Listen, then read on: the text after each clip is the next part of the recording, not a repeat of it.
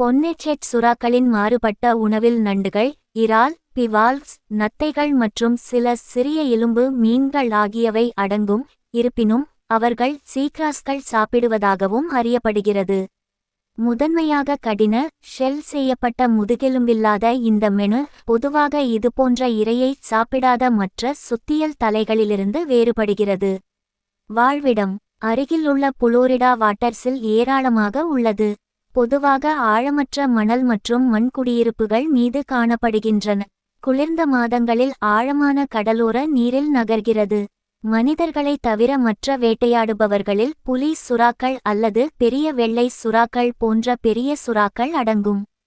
பொன்னெச்செட் சுறாக்கள் ஒரு மிதமான கச்சிதமான உடலை கொண்டுள்ளன, மேலும் அவற்றின் சுருக்கப்பட்ட, அகலமான, மென்மையான, வட்டமான, திணி அல்லது பொன்னட் வடிவ தலையால் வேறுபடுகின்றன.